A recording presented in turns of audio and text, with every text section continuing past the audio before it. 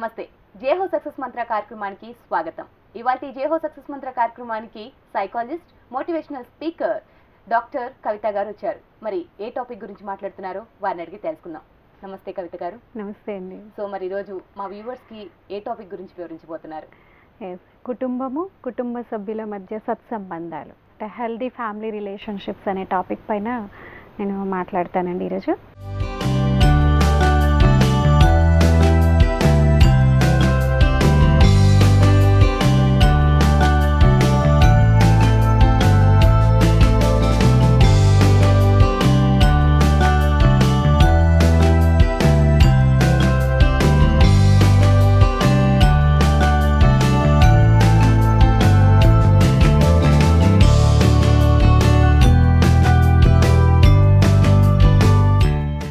అన్నట్లుగా సత్సంబంధాలు ఏ విధంగా ఉండాలి?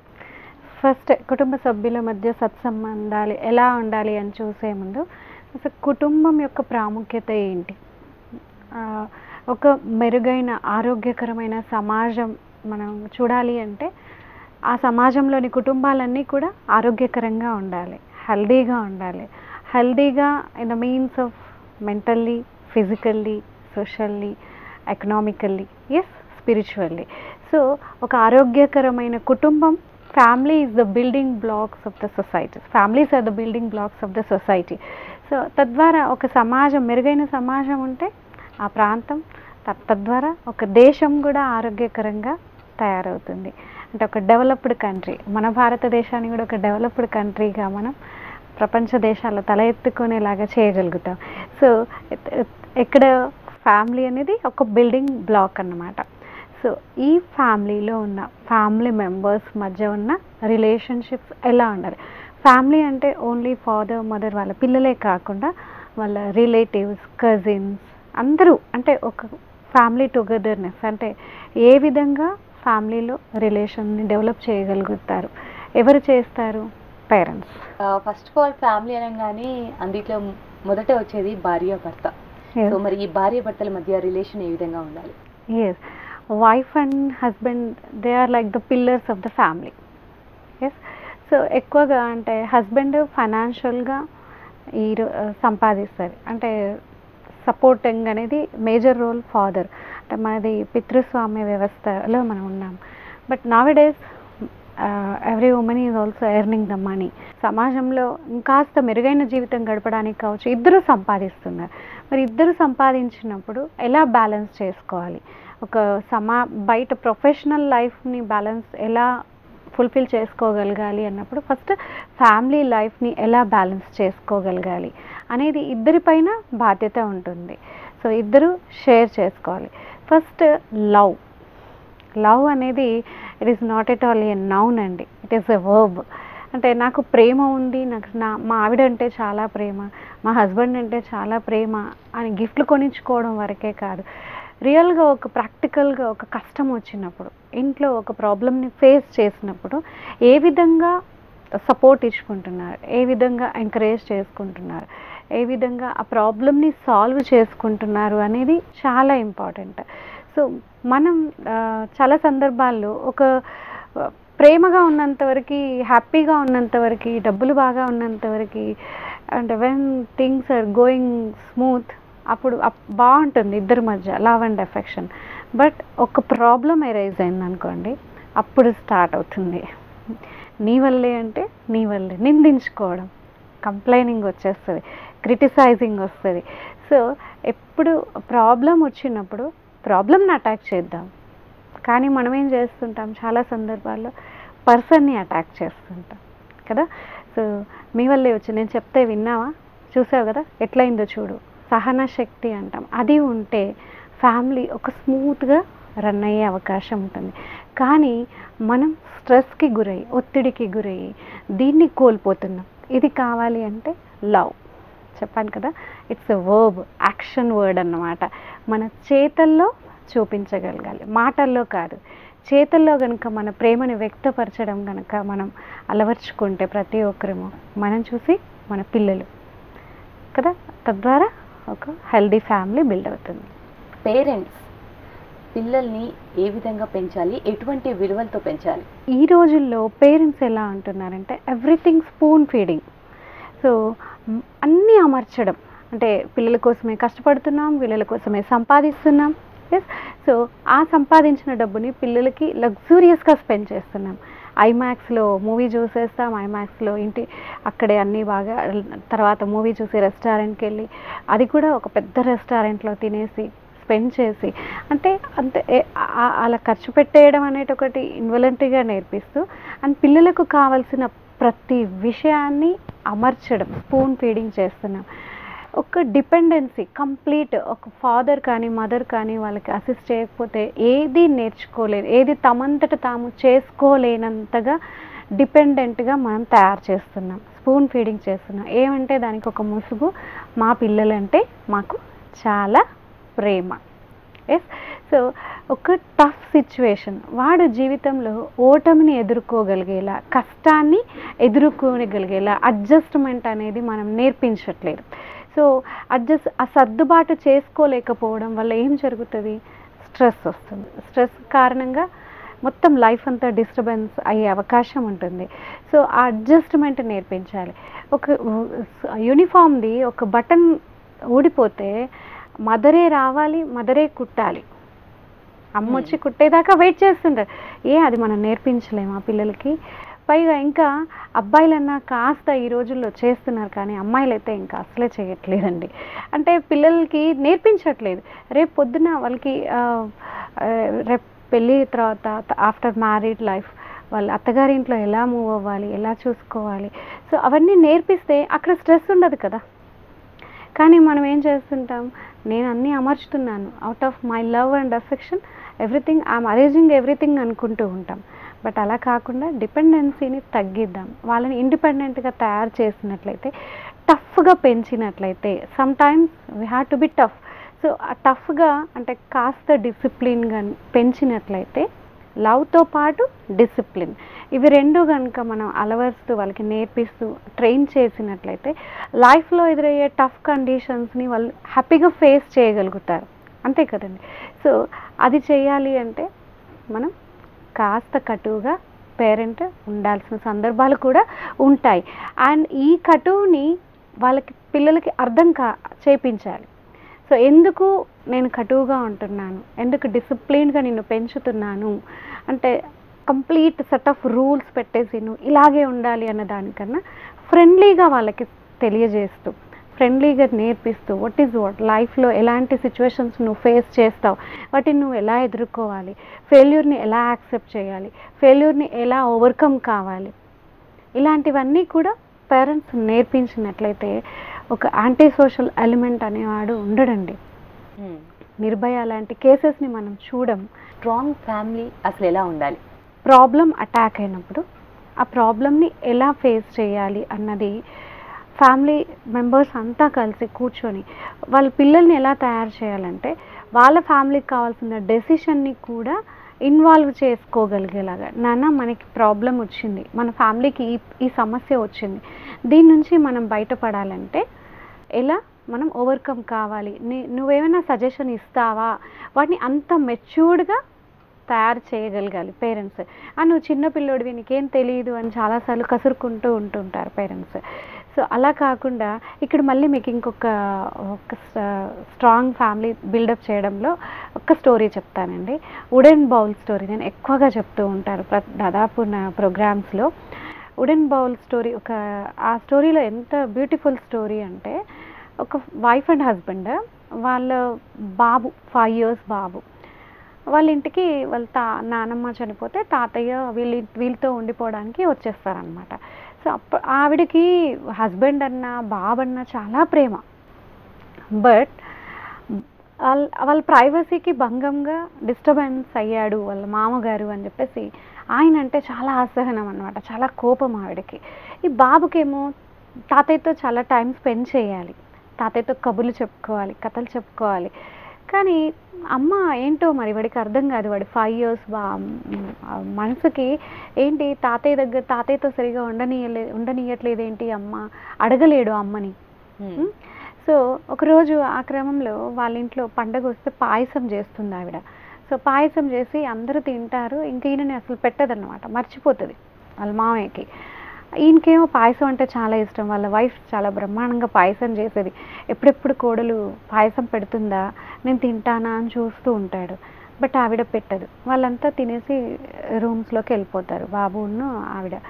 ఆయన వెళ్ళి పాపం మెల్లిమెల్లిగా వెళ్ళి తిందామని చెప్పేసి ఒక గాజు బౌల్ తీసుకొని పాయసం పెట్టుకొని తిందామని సోఫాలో కూర్చొని తింటా అని వెళ్తూ ఉంటే షివరింగ్ అయ్యి చేతులు వేడిగా ఉండి పాయసం ఆ గిన్నె కింద పడిపోతుంది. శబ్దం, ఒక్కసారి బల్లున శబ్దం వస్తుంది. పరిగెత్తుకొని వచ్చేస్తారు బాబు ఉన్న ఆవిడ కోడలు. రాగానే ఒకటే మాట అంటుంది, నేను పెట్టేదాకా ఆగవా, పాయసం తినకుంటే చచ్చిపోతావా.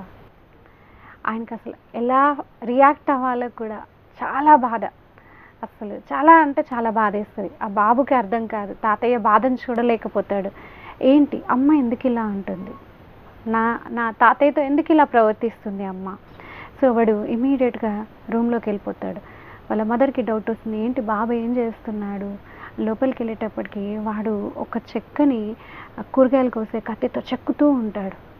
ఏం చేస్తున్నావు నాన్న అంటే, అమ్మ రేపు పెద్దగా అయిన తర్వాత నువ్వు ఈరోజు తాతయ్య బాధపడ్డాడు కదా, అట్లా నువ్వు బాధపడకుండా ఉండడానికి నీకోసం చెక్క బౌల్ తయారు చేస్తున్నా, ఇదైతే పగలదమ్మా.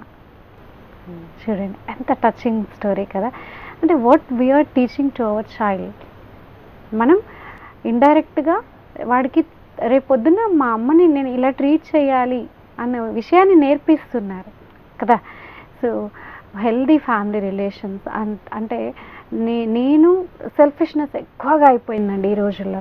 నేను, నా హస్బెండ్ లేదు నా వైఫ్, నా పిల్లలు, మా చిన్న ఫ్యామిలీ. ఇంతకుముందు పూర్వకాలం ఎలా ఉండేది, జాయింట్ ఫ్యామిలీస్. ఏదైనా అందరూ ఎర్నింగ్కి బయటకు వెళ్ళినా కూడా తాతయ్య, నానమ్మ, బామ్మలు వాళ్ళు ఉండేవాళ్ళు. పిల్లలు ఏదైనా తప్పు చేసినా కూడా బాబాయిల పిల్లలు, మేనత్త పిల్లలు అందరూ కలిసి టైం స్పెండ్ చేసేవాళ్ళు. వీరు ఏదైనా డైవర్ట్ అవుతున్నా కూడా వీళ్ళని లాక్కొచ్చి మళ్ళీ వాట్ ఈజ్ వాట్ అని చెప్పేవాళ్ళు కథల ద్వారా. ఇప్పుడు ఇదొక చిన్న కథ అండి, ఈ కథ ద్వారా ఎంత బాగా నేర్చుకోవచ్చు. ఒకే బాబు, ఒకే పాప, వాళ్ళని ఎంత ప్రేమగా, ఇక ఉన్న ప్రేమంతా వాళ్ళపైన గురిపించేసేయాలి, అన్నీ అమర్చాలి. సో ఇలా వాళ్ళ లైఫ్లో ప్రాబ్లమ్స్ని ఫేస్ చేయకుండా, ఎదుర్కోలేకుండా చేస్తున్నాం మనమే. మీ లవ్ అండ్ ఎఫెక్షన్ని వాళ్ళతో షేర్ చేసుకుంటూ, కాస్త డిసిప్లిన్గా ఉంటూ మీ ప్రేమని పంచండి, ప్రేమించండి, కానీ కాస్త కటువుగా కూడా ఉంటూ, అంటే వాళ్ళు డిస్క్రిమినేట్ చేయగలిగేలా what is good and what is bad. వాడు టీనేజ్లోకి ఎంటర్ అయిన తర్వాత, కాలేజ్కి వెళ్ళిన తర్వాత వాడికి ఎంత మీడియా, సినిమా, ఎవ్రీథింగ్ వాటిని చెడు వైపుకు లాగుతూ ఉంటుంది. సో ఏం చేస్తే తప్ప రైటా, నేను చేసేది కరెక్టేనా. 10th క్లాస్ వరకు డీసెంట్గా ఉన్న అబ్బాయి, నాకు కేసెస్ వస్తుంటాయి. 10th వరకు బాగా చదివినవాడు, 10/10 జీపీఏ తెచ్చుకున్న పిల్లోడు, 9 పాయింట్స్ తెచ్చుకున్న పిల్లోడు, ఇంటర్మీడియట్ వాడిని లక్షలు పోసి కార్పొరేట్ కాలేజ్లో వేసి రుద్ది వాడికి స్టడీ అవర్స్ 16 అవర్స్ చదివించేసి ఐఐటి. సో ఇలా వాళ్ళకి టార్గెట్స్ అన్నీ పెట్టేసి వాడు ఒక్కసారి బీటెక్లో జాయిన్ అయిన తర్వాత, మెడిసిన్లో జాయిన్ అయిన తర్వాత రిలాక్స్ అయిపోతారు, పట్టించుకునే వాళ్ళు ఉండరు. సో పేరెంట్స్ కూడా ఇంకా మా వాడికి ఎంసెట్లో ర్యాంక్ వచ్చింది, మెడిసిన్లో సీట్ వచ్చింది, సో ఇక వీళ్ళు రిలాక్స్ అయిపోతారు. అప్పుడు ఏం జరుగుతుంది? సో అలా కాకుండా మన ప్రెషర్ అనేది లేకుండా వాళ్ళ డెసిషన్ని వాళ్ళంతట వాళ్ళుగా, అథారిటేటివ్ పేరెంటింగ్ అంటాం, మీ ఆలోచనలని, మీ ఆశయాలని పిల్లలపైన రుద్దకుండా వాళ్ళు స్వతంత్రంగా నిర్ణయాలు తీసుకునేలాగా మనం ప్రోత్సహించాలి యాజ్ ఎ పేరెంట్గా. తద్వారా ఏం జరుగుతుంది, ఒక హెల్దీ ఫ్యామిలీ బిల్డ్ అవుతుంది. అంటే ఇప్పుడు మీడియాలో ఎక్కడ చూసినా కూడా మానవత్వం మంట కలిసిపోతుంది అన్న కోణాలు ఎక్కువగా కనిపిస్తున్నాయి. ఎవరిని చూసినా, ఏ కుటుంబంలో చూసినా. ఎందుకంటారు? సో ఇక్కడ మీకు ప్రో సోషల్ బిహేవియర్, ఆల్ట్రియిస్టిక్ నేచర్ అంటామండి. సో మీరు మానవత్వం మంట కలిసిపోతుంది అంటాం కదా. చదివించాము, లంచం ఇచ్చి జాబ్ కొనుక్కున్న సందర్భాలు కూడా ఉంటున్నాయి. సో వీళ్ళు ఏం చేస్తారు, మేనేజ్మెంట్ కోటాలో మెడిసిన్ డాక్టర్ అయిన అబ్బాయి, మేనేజ్మెంట్ కోటాలో ఇంజనీర్ అయిన అబ్బాయి, మళ్ళీ వాళ్ళు చేసిన ఖర్చు అంతా పెట్టాలి, తీయాలి, ఆ డబ్బులు మళ్ళీ సంపాదించుకోవాలి.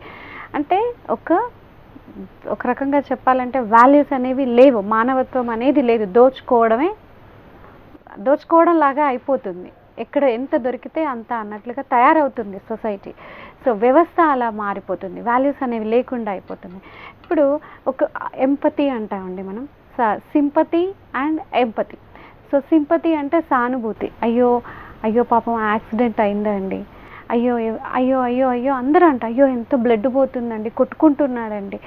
బట్ ఎవరో ఒకరిద్దరు అందులో ఫోన్ చేస్తారు, 108 కాల్ చేస్తారు, వాళ్ళతో వెళ్ళి హెల్ప్ చేసి అసిస్ట్ చేసి హాస్పిటల్లో జాయిన్ చేసి వాళ్ళు వచ్చేంతవరకు ఉంటారు. సో ఎంపథెటిక్ ఉండడం. సో ఆ ఎంపతి అంటే putting our legs into other shoes. అవతల వాళ్ళ చెప్పుల్లో కాళ్ళు పెడితే కానీ మనకు తెలియదు అవి కరుస్తాయో లేదు అని. సో అలా మనం ఎంపథెటిక్ నేచర్ని కనుక ప్రతి పేరెంట్ పిల్లలకి అలవరిస్తే, సో అంటే అవతల వాళ్ళ కష్టాలకి స్పందించడం, అవతల వాళ్ళకి షేర్ చేయడం. ఇప్పుడు చిన్న వాడు క్లాస్లో మదర్ ఏం చేస్తారు, 2 చపాతీస్ పెట్టి ఇవి నువ్వే తినాలి, నీ ఫ్రెండ్కి ఇవ్వకురు నాన్న, నువ్వే తిను అని చెప్తారు. అదే ఒక ఎక్స్ట్రా పెట్టి ఎవరైనా తెచ్చుకొని వాళ్ళకి వీలైతే ఇవ్వు నాన్న, అది ఎక్కడ ఇంత 5 years ఏజ్ నుంచి ఆ షేరింగ్ అనేది అలవాటు చేస్తే వాడు రేపు పొద్దున ఇంకా పెద్ద సహాయం చేసే అవకాశం ఉంటుంది కదండి. దీన్ని ఆల్ట్రిస్టిక్ ఆల్ట్రిస్టిక్ నేచర్ అంటాం మనం. సో ఈ ప్రో సోషల్ బిహేవియర్ అనేది కూడా, హెల్పింగ్ నేచర్ అనేది కూడా పేరెంట్స్ అలవాటు చేయాలి. ప్రెసెంట్ ఎక్కువగా మనం యూజ్ చేస్తుంది టెక్నాలజీ. సో ఒకప్పుడు టెక్నాలజీని కంట్రోల్ చేసే మనం ఇప్పుడు మన్నే టెక్నాలజీ కంట్రోల్ చేస్తుంది. సో మరి దీన్ని పిల్లలకి ఏ విధంగా నేర్పియాలి? మీరు ఒక 3 years బేబీ అన్నం తినాలంటే రైమ్స్ పెట్టి ఇవ్వాలి. వాడికి యూనిఫామ్ వేయాలన్నా స్కూల్కి వెళ్ళేటప్పుడు రైమ్ పెట్టి ఇవ్వాలి. ఎలా అంటే కొన్ని కేసెస్లో చూస్తూ ఉంటే ఆ మొబైల్ లాకేసుకుంటే కింద పడి కొట్టుకుంటారు. ఈవెన్ అది ఎంత అడిక్ట్ అయిపోతారంటే షివరింగ్ కూడా వస్తుంది పిల్లల్లో. సో అంత దానికి ఒక డ్రగ్ అడిక్ట్ ఎలా ఉంటారో అలా ఈ టెక్నాలజీకి అడిక్ట్ అయిపోతున్నాం. బ్యాటరీ అయిపోతుంది అంటే మొబైల్లో మన టెన్షన్ చూడాలి. సో రీఛార్జ్ అయిపోయింది, డేటా రీఛార్జ్ అయిపోయింది అంటే పిల్లల్లో టెన్షన్ చూడాలి. ఫోన్ చేసి అమ్మ నాకు రీఛార్జ్ చేపిస్తావా లేదా, తొందరగా చేయించు. ఎస్ అంటే అంతగా మనం టెక్నాలజీకి అడిక్ట్ అయిపోతున్నాం. మార్నింగ్ లేస్తే వాట్సాప్లో మెసేజ్లు పైన మెసేజ్లు వస్తుంటాయి, వాళ్ళు అటెండ్ చేయకపోతే ఏమనుకుంటారో అదొక టెన్షన్ మళ్ళీ. సో టెక్నాలజీని మనం కంట్రోల్ చేయాలి, కానీ అది మనల్ని కంట్రోల్ చేయడం కాదు. సో దానికి ఒక టైం లిమిట్ పెట్టుకోవడం. సో ఒక చైల్డ్ ఎగ్జామ్లో ఒక క్వశ్చన్ అడిగారంట. So what is your wish, ఏంటి నీకేం కావాలని ఉంది అని అడిగారంట. What is your dream or what do you want to become something. వాడు ఏం రాశాడంటే ఆ క్లాస్ టీచర్స్ షాక్ అయ్యారంట. I want to become a smart phone, I want to become a smart phone. ఎందుకు అంటే మా పేరెంట్స్ నాతో కన్నా స్మార్ట్ ఫోన్తోనే ఎక్కువ ఉంటున్నారు. చూడండి ఎంత బాధాకరమైన ఇష్యూ కదా. అంటే పిల్లలతో టైం స్పెండ్ చేయకుండా ఎవరికి వాళ్ళుగా ఇంటికి వచ్చిన తర్వాత వాళ్ళతో క్వాలిటేటివ్ టైం అనేది గడపకుండా, షేరింగ్ అనేది లేకుండా, వాళ్ళతో కూర్చొని మాట్లాడకుండా ఆ మొబైల్ పట్టుకొని కూర్చుంటున్నాం. ఈవెన్ రోడ్ క్రాస్ చేస్తూ కూడా మొబైల్ మెసేజ్ చేస్తూ చాటింగ్ చేసే పిల్లలు ఉంటున్నారు. సో మరి ఇదంతా మనం ఫస్ట్లోనే కంట్రోల్ చేయాల్సిన పని ఉంది. అంటే టెక్నాలజీని వాడుకోవాలి, ఎంతవరకు టెక్నాలజీని వాడుకోవాలి అన్న ఒక లిమిట్ అనేది పెట్టుకునేగలిగేలా పేరెంట్స్ పిల్లలకి నేర్పించాలి. ఎంతవరకు నేను ఈ నెట్ని, ఇంటర్నెట్ని ఎంతవరకు వాడాలి. ఒక కాలేజ్ లెవెల్కి వెళ్ళిన తర్వాత మీరు కొన్ని చేయలేకపోవచ్చు, బట్ ఫస్ట్ స్టూడెంట్ అంటే హై స్కూల్ లెవెల్లో ఉన్నప్పుడు, ఇప్పుడు ప్రాజెక్ట్ వర్క్స్ అని పిల్లలు కంపల్సరీ పేరెంట్స్ మొబైల్స్ తీసుకుంటున్నారు, ల్యాప్టాప్స్ వాడుతున్నారు. ఎలా మేడం మరి పిల్లలకి కంట్రోల్ ఎలా చేయగలుగుతాము అంటే, ఒక కన్ను వాళ్ళపైన వేసి ఉంచాల్సిందే. అవసరమైతే కటువుగా ఉండైనా కూడా నేను ఇంతసేపే ఇస్తాను, నా సమక్షంలోనే నువ్వు మొబైల్ వాడాలి అని వాళ్ళు నొచ్చుకున్నా మంచిదే, బాధపడ్డా మంచిదే, మనం చెప్పాలి, లిమిట్ పెట్టాలి, పాస్వర్డ్స్ పెట్టాలి. అలా వాళ్ళు అవసరం ఉన్నంత మేరకే టెక్నాలజీని వాడుకునేలాగా చూడాల్సిన బాధ్యత పేరెంట్స్దే. ఒకప్పుడు ఫ్యామిలీస్ చూసుకుంటే చాలా సంతోషంగా ఉండేవి, అవి జాయింట్ ఫ్యామిలీస్ అయినా సరే. కానీ ఇప్పుడు చూసుకుంటే ఎక్కడ హ్యాపీనెస్ లేదు, అంత జాయింట్ ఫ్యామిలీస్ కూడా లేవు. ఎందుకంటారు? తగ్గించేసుకున్నాం. అంటే జాయింట్ ఫ్యామిలీలో ఉంటే ప్రైవసీ ఉండదు, జాయింట్ ఫ్యామిలీలో ఉంటే సంతోషంగా ఉండదేమో, అంటే ఒక రకమైన ఓకే, అంటే మనం మారుతున్న పరిస్థితులకు తగ్గట్టుగా న్యూక్లియర్ ఫ్యామిలీస్కి మనం వచ్చాం. న్యూక్లియర్ ఫ్యామిలీలో ఉన్నప్పటికీ కూడా మన బంధాలని కాపాడుకోగలగాలి. చిన్న చిన్న ఫంక్షన్స్కి అటెండ్ అవ్వడం కావచ్చు, నానమ్మ తాతయ్యలది, అమ్మమ్మ తాతయ్యలది, మేనత్తలది, బాబాయిలది, పిన్నిలది, మామయ్యలది, ఆ ప్రేమ అనేది వాళ్ళకి ఉండేలాగా చూసుకోవాల్సిన బాధ్యత. హాలిడేస్ వస్తే తాతయ్య వాళ్ళ ఇంటికి పల్లెటూరుకి తీసుకువెళ్ళడం. సో ఈ రోజుల్లో పిల్లల్ని చూస్తే అసలు ఎక్కడికి వెళ్ళనంటున్నారు. ఎందుకు అంటే అక్కడ ఇంటర్నెట్ ఉండకపోవచ్చు, అక్కడ వీళ్ళలాగా పెద్ద టీవీ ఉండకపోవచ్చు, స్మార్ట్ టీవీ ఉండదేమో, సో మేము ఇక్కడే ఆడుకుంటాం. అంటే ఇంకా పేరెంట్స్గా పిల్లలకి ఖచ్చితంగా ఫిజికల్ గ్రోత్ అనేది కావాలండి. సో ఇంతకుముందు పిల్లల్ని లాక్కొని వచ్చి ఇంట్లో కూర్చోబెట్టి చదివించడం లాగా చేసేవాళ్ళం. కానీ ఈరోజు ఏంటి, బయటకి నెట్టినా కూడా పోవట్లేదు వాళ్ళు. ఎందుకు అంటే they are busy with the mobile, smart phones and video games. So ఇలా కాకుండా సో వాళ్ళకి ఆటల పైన ఇంట్రెస్ట్ కలిగేలాగా, హాబీస్ పైన ఇంట్రెస్ట్ కలిగేలాగా, క్రాఫ్ట్స్ పైన ఇంట్రెస్ట్ కలిగేలాగా. ఎప్పుడైనా హాబీస్ అనేవి స్ట్రెస్ బస్టర్స్ అండి. లైఫ్లో మనకి మనం పరిగెడుతున్నాం సంపాదించాలి, బాగా ఇంకా అందరికన్నా ముందుకు వెళ్ళిపోవాలి కాంపిటేటివ్ వరల్డ్. సో స్ట్రెస్ వస్తుంది. మరి ఈ స్ట్రెస్ నుంచి మనం కాస్త రిలాక్స్ అవ్వాలి అంటే hobbies plays a vital role అండి.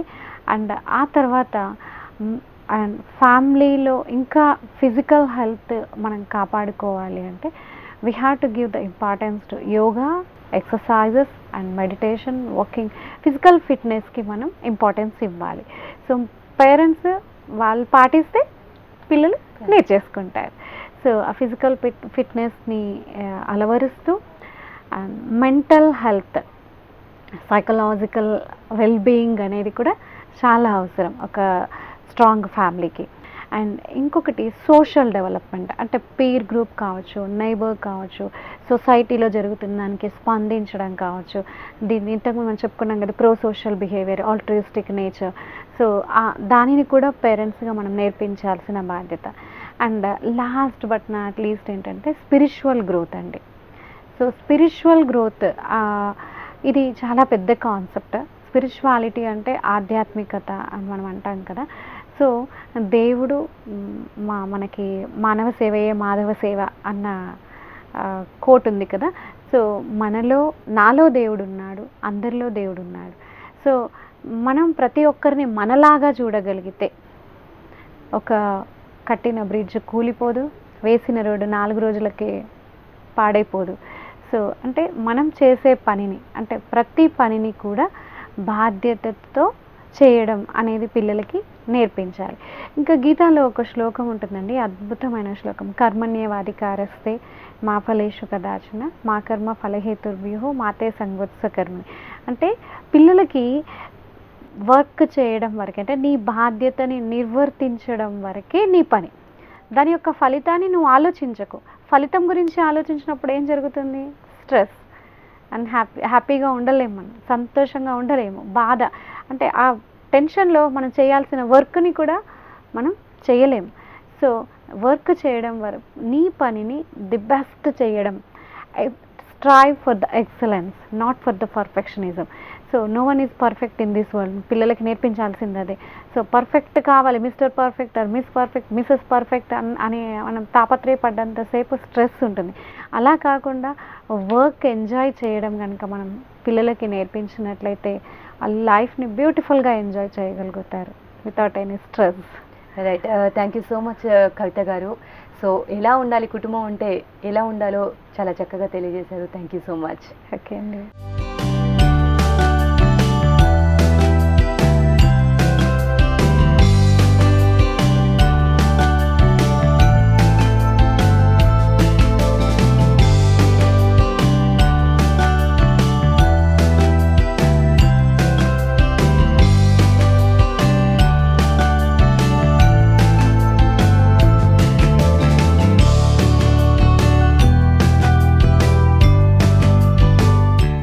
సో వ్యూవర్స్ చూశారు కదా, ఇది ఇవాల్టి జేహో సక్సెస్ మంత్ర.